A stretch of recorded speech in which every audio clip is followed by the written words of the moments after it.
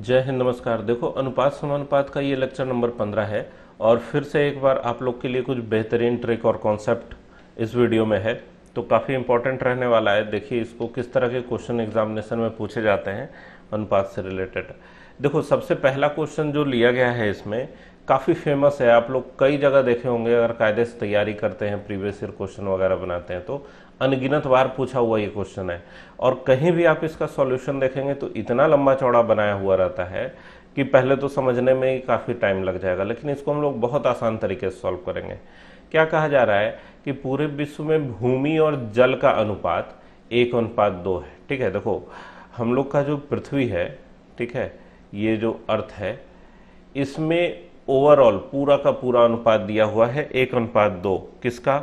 भूमि और जल। ठीक है, उत्तरी गोलार्ध में यह अनुपात 2:3 है। पृथ्वी में 2 गोलार्ध है, एक उत्तरी गोलार्ध एक दक्षिणी गोलार्ध। तो उत्तरी गोलार्ध में अनुपात कितना दिया है भूमि जल का? 2:3। ठीक है, 2:3। ये क्या है भाई? लैंड और वाटर का रेशियो। ठीक है, लेकिन अगर हम पूरी पृथ्वी से अनुपात करना चाहें, ठीक है, लैंड और वाटर का अनुपात दिया हुआ है, आप अगर इसको पृथ्वी से अनुपात निकालना चाहें तो भाई जमीन कितना है, जमीन कितना हिस्सा है, देखो ध्यान देना, बहुत इंपॉर्टेंट है। एक बार समझ लोगे तो बहुत आसानी से बनेगा। जमीन इसमें कितना है? 2। कितने में? 2 और 3 5 में। मतलब पूरे उत्तरी गोलार्ध में अगर जमीन का हिस्सा बात करोगे तो 2/5 है ना, क्योंकि 3 हिस्सा तो पानी है, 2 हिस्सा जमीन है। तो जमीन है कितना? 2/5। पूरे 5 में 2 जो है वो जमीन है। ये किस हिस्से का बात है भाई? नॉर्थ का। ठीक है, उत्तरी गोलार्ध का। दक्षिणी गोलार्ध का पूछा जा रहा है, इसका हम लोग को पता करना है, मालूम नहीं क्या है। और पूरी पृथ्वी में भूमि जल का अनुपात 1:2 है। तो भाई यहां भूमि का हिस्सा क्या है? तो भूमि 1 है और टोटल पृथ्वी कितना हो जाएगा? 2 और 1 3। मतलब अगर पूरी पृथ्वी को 2 और 1 3 माना जाए तो उसमें एक हिस्सा भूमि है। अब यहां पर हम लोग एलिगेशन मेथड लगा देंगे। ठीक है, देखो ध्यान से समझना, किसमें से किसको घटाना है। देखो 2/5 होता है 40%, 1/3 होता है 33.33%। तो ये 2/5 ज्यादा है, तो आपको 2/5 में से 1/3 घटाना है, 2/5 में से 1/3 घटाना है। तो इसका शॉर्टकट तरीका क्या है?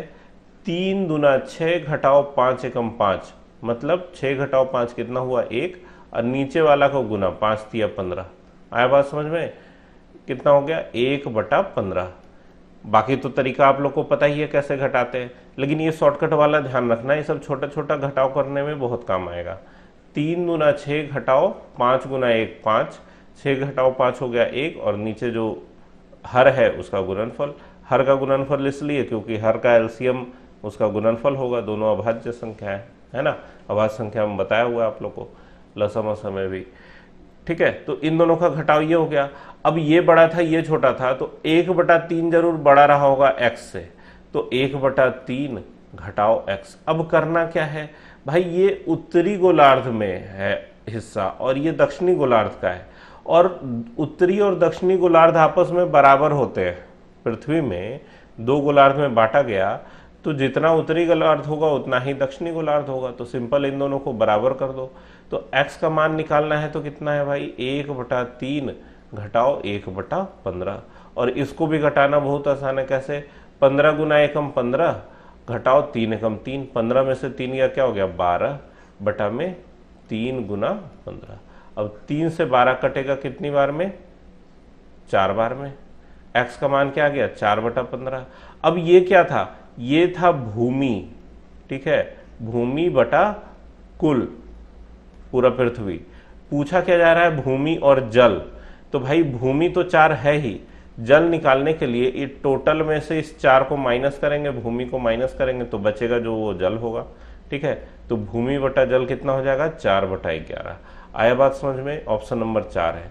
इसका तरीका बहुत बड़ा होता है अगर आप कायदे से इसको बनाना चाहें तो, लेकिन अगर ये मेथड लगाएंगे तो बहुत आसानी से सॉल्व हो जाएगा।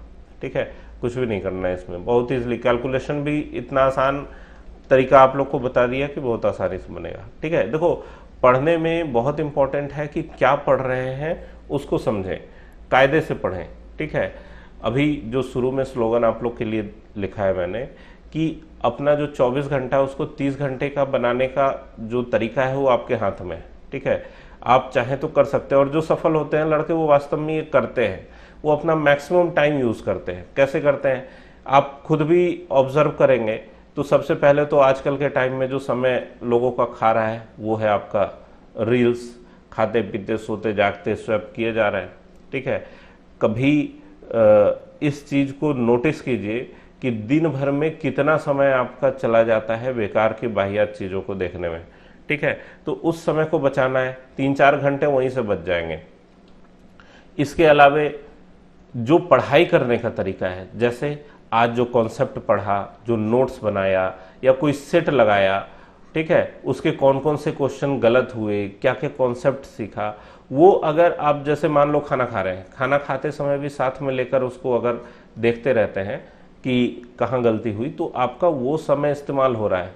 खाना भी खा रहे हैं साथ में वो भी कर रहे हैं। तो चलते फिरते समय, सफ़र करते समय अपने नोट्स, छोटे छोटे नोट्स बनाइए जिसको पॉकेट में रखिए, जहाँ ज़रूरत हो तुरंत निकाल के रिवीजन कर लीजिए, ठीक है। तो इस तरीके से अपने समय को ज़्यादा यूज़ किया जा सकता है।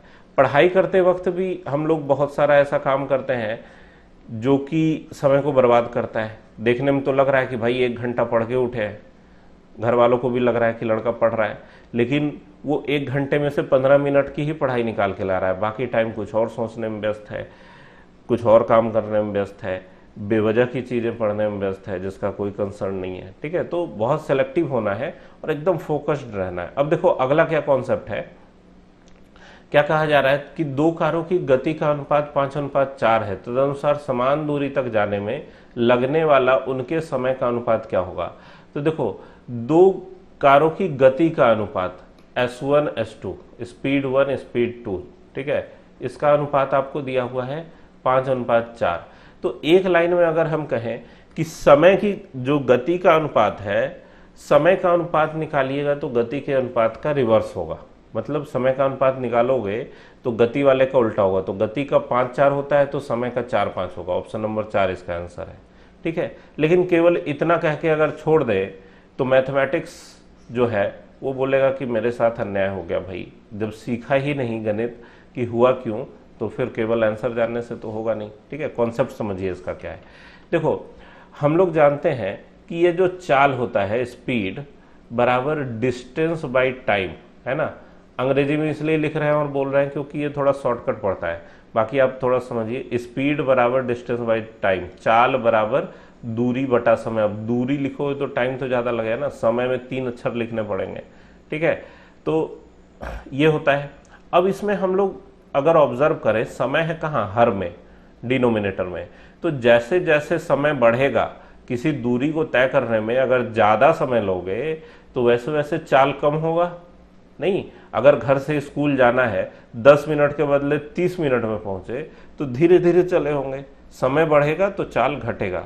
तो समय जो होता है वो चाल के व्युत्क्रमानुपाती होता है, इनवर्सली प्रोपोर्शनल होता है। इसीलिए समय का अनुपात जो है वो चाल के अनुपात का उल्टा हुआ, ठीक है। पहला बात तो ये। दूसरा बात ये कि इसी फॉर्मूला से आप ये भी लिख सकते हैं कि S1 बराबर डिस्टेंस बाई टाइम 1। D1 क्यों नहीं किया, क्योंकि यहाँ पे समान दूरी कह रहा है, समान दूरी, दूरी बदलना नहीं है, तो दूरी को D ही रखेंगे। और इससे क्या निकल के आया भाई, डिस्टेंस बराबर S1 इंटू T1, मतलब पहला वाला चाल गुना पहला वाला समय। और इसी दूरी को तय करना है दूसरे वाले चाल से, मतलब चाल बदल गया, S2 बन गया, तो ये T2 से गुना होगा। अब यहां हम लोग देख रहे हैं क्या कि भाई T1 बटा T2 जो है वो S2 बटा S1 है ना। ये रिलेशन आपको किताबों में लिखा हुआ दिखता है, ठीक है। इसका मतलब यही है कि पहला वाला समय और दूसरे वाले समय का अनुपात जो है दूसरा चाल बटा पहला चाल के अनुपात के बराबर होगा। और इस क्वेश्चन में आपको दिया हुआ क्या है, S1 और S2 का अनुपात, ठीक है। 2 कारों की गति का अनुपात 5:4 दिया है।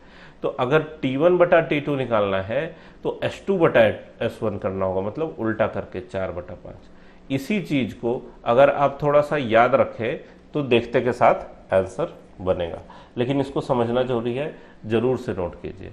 जब चाल दूरी आएगा तो और विस्तार से चीज़ें क्लियर होंगी और बहुत सारे अच्छे अच्छे ट्रिक उसमें भी है जो आप लोग को बताएंगे।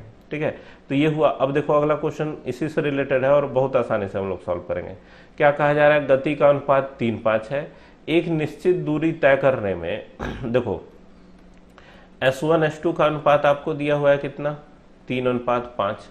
तो भाई T1 अनुपात T2 कितना होगा, T1 अनुपात T2 हो जाएगा 5:3, उल्टा है ना, चाल वाले का उल्टा होता है समय का अनुपात, अभी अभी पढ़ा था।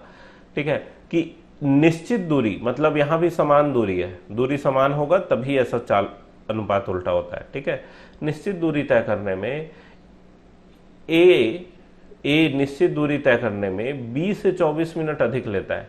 मतलब ये जो ए था वो इस 20 से 24 मिनट अधिक लेता है।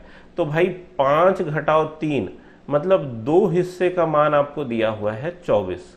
तो पूछा क्या जा रहा है, बी उसी दूरी को तय करने में कितना समय लेगा। ठीक है, तो बी वाला हिस्सा क्या है 3, तो 2 का मान 24 है, तो 1 का मान होगा 12 और 3 का मान क्या होगा, 12 गुना 3 36। ये बी वाला समय हो गया, बी का समय। ए का पूछा जाता तो 12×5 60 होता और 60 में से 36 घटा के आपको 24 आ रहा है। ठीक है, ये बात हुआ। तो आंसर कौन हुआ, ऑप्शन नंबर 2। अब देखिए अगला कौन सा कॉन्सेप्ट आप लोग के लिए है इस वीडियो में। देखो दो ऐसी संख्याएं ज्ञात कीजिए जिनका मध्य समानुपाती 18 और तृतीय समानुपाती 144 है। तो देखो मध्य समानुपाती, तृतीय समानुपाती, ये सब शुरुआत के ही लेक्चर में, अनुपात समानुपात के शुरू के 2-3 लेक्चर में बहुत अच्छे अच्छे क्वेश्चन के साथ आप लोग को समझाया गया है। यहाँ हम लोग इसका फॉर्मूला यूज करेंगे। देखो अगर दो संख्या a और b है, ठीक है, a और b है, तो इनका मध्य समानुपाती क्या होगा, मध्य समानुपाती होता है √√AB। ठीक है, इसका मान आपको दिया हुआ है 18। तो भाई AB कितना होगा, 18 का वर्ग, है ना। अगर याद हो तो आप लिख सकते हैं 324, लेकिन नहीं याद हो तो सीधे 18 गुना 18 लिख के भी काम चला सकते हैं। वैसे गुना करने में या फिर वर्क करने का जरूरत यहाँ नहीं है, क्योंकि वर्क करोगे तो फिर आगे काट कूट करने में समस्या होगी। ठीक है, पहला बात तो ये। दूसरा चीज क्या दिया हुआ है, तृतीय समानुपाती क्या होगा। तो देखो तृतीय समानुपाती क्या होता है, जैसे ए बी और इसका तृतीय समानुपाती सी दिया हुआ है, तो शॉर्टकट में आप लोग को बता दें कि a/b बराबर b/c होता है, जहां c तृतीय समानुपाती है। तो c का मान क्या आता है भाई, b²/a। अब देखो इस b²/a का मान 144 दिया हुआ है। अब इसको लोग अलग अलग तरीके से सॉल्व करते हैं। मेरा कहना यह है कि ये पहला वाला इक्वेशन है, ये दूसरा वाला इक्वेशन है। अगर हम लोग दोनों को गुना कर दें तो यहाँ a ऊपर है, यहाँ a नीचे है, दोनों गुना होकर कट जाएगा। मतलब AB इंटू b²/a बराबर क्या नजर आएगा, 18 गुना 18 और गुना 144। 144 को हम लोग अगर लिखें तो 18 गुना 8 लिख सकते हैं। तो a से a कट गया, इधर क्या बना, b का क्यूब। तो अगर कोई b का मान निकालना चाहेगा तो उसको इधर क्यूब रूट में क्या लिखना होगा भाई, 18 देखो 3 बार है। ठीक है, ये लिख रहे हैं आप लोग को समझाने के लिए, एग्जाम में आप लिखेंगे थोड़ी 3 बार 18 दिख रहा है तो 1 बार 18 लिखेंगे। और ये 8 क्या है, 8 होता है 2 गुना 2 गुना 2। ठीक है, सीधे रिजल्ट लिखेंगे एग्जाम में, क्या 18 का क्यूब यहाँ है और क्यूब रूट करना है, तो 1 18 बाहर आएगा, 2 का क्यूब है यहाँ और 1 2 बाहर आएगा क्योंकि क्यूब रूट करना है। तो b का मान हो गया 36। और पूछा क्या जा रहा है, देखो 36 केवल ऑप्शन नंबर 2 में है, तो यही आंसर हो गया। ठीक है, तो दोनों संख्या ज्ञात करना है, b 36 मिल गया तो a निकाल लो इस पहले वाले में से। ठीक है, ab का मान था 18 गुना 18, तो a कितना हो जाएगा भाई, 18 गुना 18/36। 18 से 36 कट गया 2 बार में और इस 2 से ये 18 कटेगा 9 बार में, तो 9 और 36 आ गया। ठीक है, आंसर तो पहले ही पकड़ में आ चुका था यहीं पे। यहाँ जब पकड़ में आ गया आंसर तो आगे बनाने का जरूरत नहीं है। ठीक है, एग्जाम में छोड़ के आप आगे बढ़े। लेकिन हाँ देखो, जब भी आगे बढ़ते हैं ना तो इतना कॉन्फिडेंस होना चाहिए कि हमारा पूरा प्रोसेस सही है। ठीक है, नहीं तो मन में कंफ्यूजन रहेगा कि पता नहीं सही आया कि नहीं, दूसरा वाला नंबर भी निकाल के देख लेते हैं। ठीक है, तो वहाँ पे फिर टाइम बर्बाद होगा। अब देखो एक क्वेश्चन ये है, आसान सा क्वेश्चन है, बहुत आसान है। ठीक है, इसमें कुछ भी नहीं है। ए अनुपात बी आपको दिया हुआ है कितना 2:3 और बी माइनस ए का मान दिया हुआ है 28। ठीक है, देखो बी माइनस ए दिया है कितना 28। कोई एक्स वक्स मानने का जरूरत नहीं है, बहुत आसानी से सॉल्व होगा ये। तो ए बी 2:3 है तो बी माइनस ए कितना हो जाएगा 3 घटाओ 2 कितना 1। इस 1 का मान हो गया 28। पूछा क्या जा रहा है बी प्लस ए, तो भाई बी माइनस ए 1 था, बी प्लस ए करोगे तो 3 2 5 आएगा। 1 का मान 28 है तो 5 का मान 28 बचे 140। ऑप्शन नंबर 4 आया बात समझ में। तो इस तरीके से अनुपात समानुपात के क्वेश्चन को हम लोग बहुत आसानी से सॉल्व कर सकते हैं। पढ़ते रहिए, मेहनत करते रहिए। अगर समझ में आता है या नहीं आता है तो आप कमेंट में पूछना मत भूलिए। हर वीडियो में आप लोग को कहते हैं कि कमेंट जरा किया कीजिए ताकि मेरे को भी पता चले कि मेरा मेहनत कुछ सफल हो रहा है या नहीं हो रहा है। ठीक है, तो कमेंट में अपना क्वेश्चन पूछते रहना है। ठीक है, मिलते हैं नेक्स्ट वीडियो में।